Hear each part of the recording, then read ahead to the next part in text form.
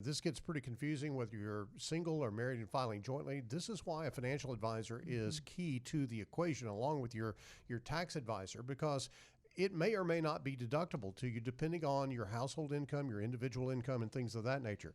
Don't let that dissuade you from the IRA contribution idea. If you don't have a 401k, you need an IRA of some kind, be it a Roth or a traditional. That's for you and your financial advisor to figure out.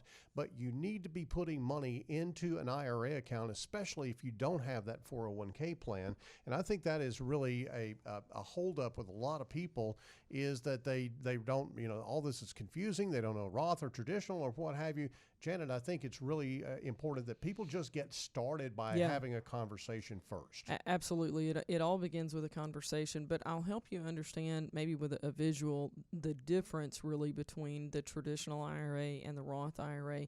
Guys, it's all about when you pay taxes, but it's one thing to explain this verbally, and it's another thing to be able to have an image in your mind that kind of explains it. So let's say that there's this big, huge apple tree, and it has apples all over it. And on the side of the apple tree, in the bark, there's a heart, and inside of that heart, it says Roth. Okay, so this is your Roth IRA apple tree. So you're standing there and looking at it, and it's got apples all over it. All right, that's representative of the growth of your investment over time. But that apple tree didn't just appear one day. It started with a seed. You had to plant the tree for us to get to the point that there's a tree later on and we have apples all over it, and you have the opportunity now to eat those apples. With a Roth IRA, you've only paid taxes on the seed. Let that soak in. There's all these apples on it. You get to enjoy the fruits of your labor. Tax-free. Tax-free. Mm-hmm. You only paid taxes on the seed. Now, you had an opportunity to have a different tree, one that would have a little heart on it, and inside of that heart it says traditional IRA instead of Roth. On that one, you don't pay taxes on the seed. In the initial investment, you get to deduct whatever you're putting in there, so you're not paying taxes on the seed.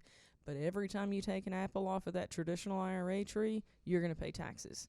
So do you want to pay taxes every time you eat an apple, or do you want to just pay taxes on the seed?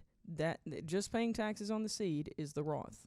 And guys, Roth IRAs, I think from the clients that we've worked with, they are probably the most underutilized accounts out there. And many times it's because of those income limits, right? Yeah. People start to make money later in life. So I think it's very important for someone who's young, who hasn't hit those income limits, which we're going to talk about in just a second, that disqualifies you or makes you ineligible for contributions to a Roth IRA, to get those dollars in as early as you can.